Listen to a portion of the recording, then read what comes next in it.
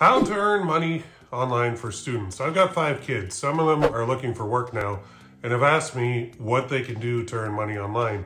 That's a good question since that's what I do and have done since 2007. I think I'm more than qualified to answer the question, so I figured I'd shoot a quick video as I'm sure there's lots of students out there wondering this as well. Let's dive into 10 ways I know of that you can make money online if you're a student. These are in no particular order, but I will save the best for last. Number 1, online tutoring. You can teach various topics online to all levels of students. If you're in high school, you could easily tutor a kid in like elementary school. There are websites like VIP Kid, Chegg Tutors, Q Kids, and Tutor.com where you can find kids to tutor for money. Now, this would work very well if you're good at a subject and it's something you should definitely consider then. Number 2, start a blog. This is a little more involved, but if you're really good at something, you could start a blog and post articles on it. If you're a writer, this would be right up your alley. You can start a blog talking about something you're passionate about and monetize it with ads and sponsorships, basically. People in your niche will find you via Google and can reach out to you and pay you to put an ad on your blog. Doesn't mean like it doesn't happen overnight. It can take a while to get your blog profitable, but it's a great long-term play. So, number 3, you can become a proofreader. Now, writers need people to read their work to make sure it's correct.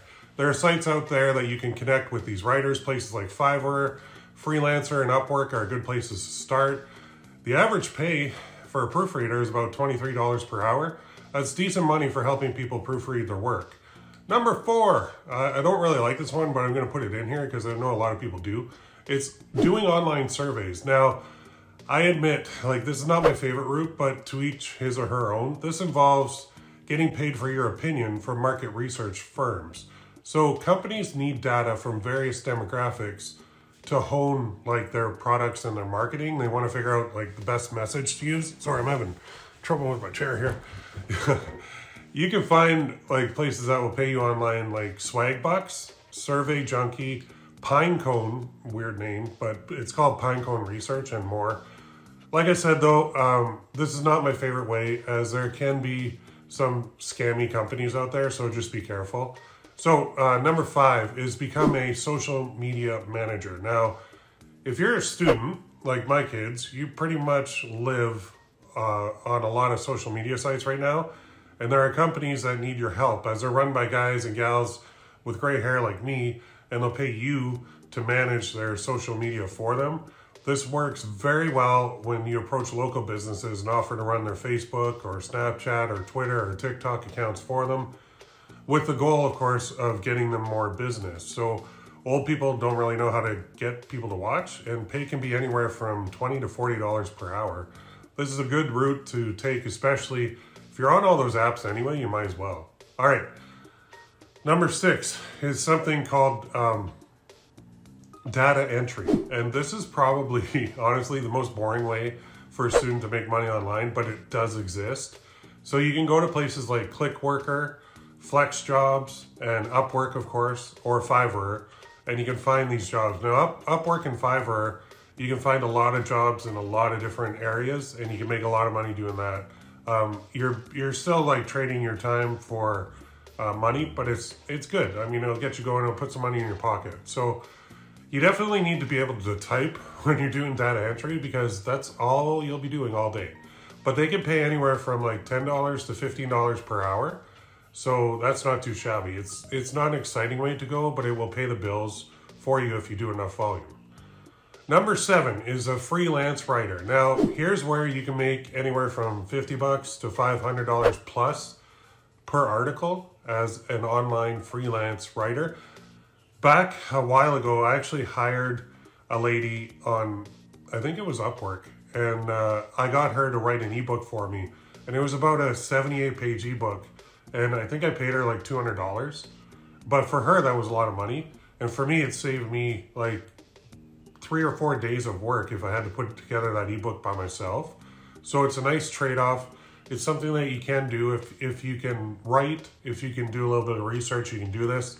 And basically, there's a lot of websites out there that need your talents if you can write. You can find these gigs on Upwork. Like I said, there's a website called iWriter There's another one called ProBlogger, and there's another one called freelancewriting.com. Now, typically, you have to do a little bit of research, but with the good old interwebs at your fingertips, that's easy. So what they'll do is they'll say, I want this many words on this topic, and go. And basically, you got to go research it and figure it out. The cool part is you could also be writing scripts for YouTubers. I know I'm constantly looking for people to write scripts for my channel. Right now, as of shooting this, I write them on my own. But this is a route that some people take and just keep doing it for the rest of their lives because say you have that creative ability, but you're just not very good at like YouTube, or you're not good at a blog, or you're not interested in putting together an ebook. Well, you can still make money off that. So it's a really good one.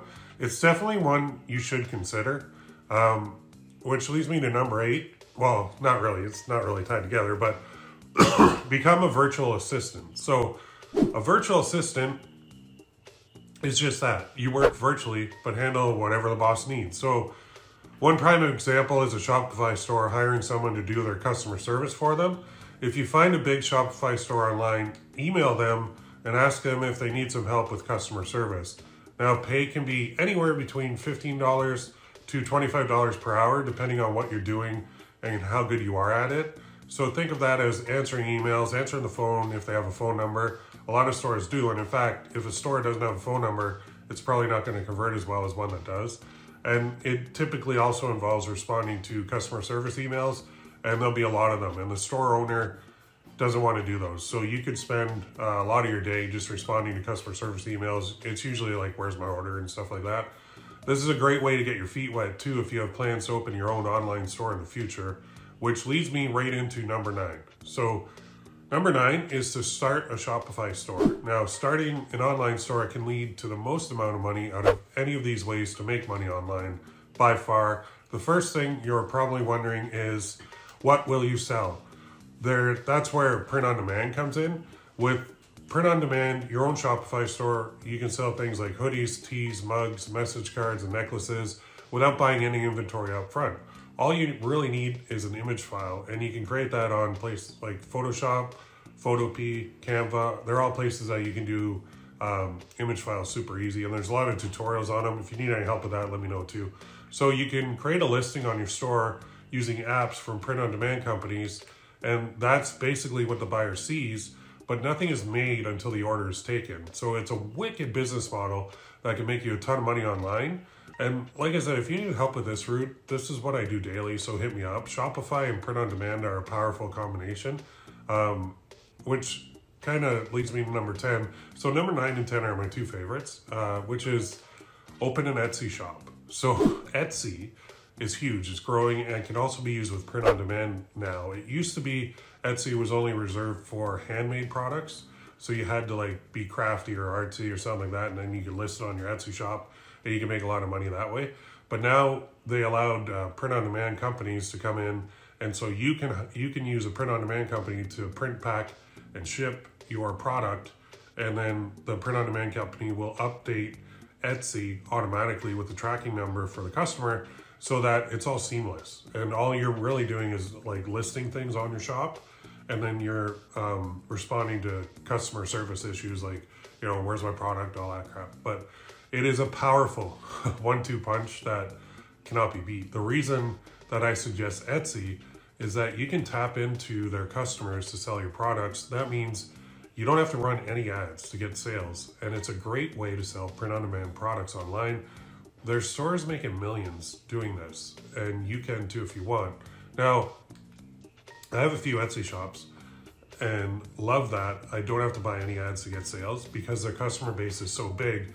It's just a matter of getting the titles and tags and keywords correct. Just like any other online platform, like YouTube, you have to get the titles, tags, and keywords correct. Shopify, if you want to get SEO traffic, you have to. Your own website, if you want to get listed in Google, then you have to get that right. It's the same with Etsy. So Etsy is more of a slow and steady wins the race versus a sprint, all right? But it's a great way. If you started building one when you're young, you're gonna be very happy when you're older. So as long as your customers are getting their products and are happy, this is a solid route to take. If you want help with this one too, hit me up. So there you have it. 10 ways to make money online, and all of them are better than flipping burgers. Now I say that, but I actually, I have kids that work in the food industry, and one of them gets tips quite a bit, and her tips are like just free money, and they're not even taxed because they pay out the tips in cash. So I do have kids working part-time, and they're trading time for money with a severe cap on what they can earn. But I mean, a real bricks and mortar job is not a bad thing. It's just one way for students to earn money online. Offline. If you want to take a little bit different route, then pick one of the 10 ways I talked about and go for it. If you need help, let me know. Just post in the comments, I'll help you out. I'll see you in the next video. You have a great day, my friend.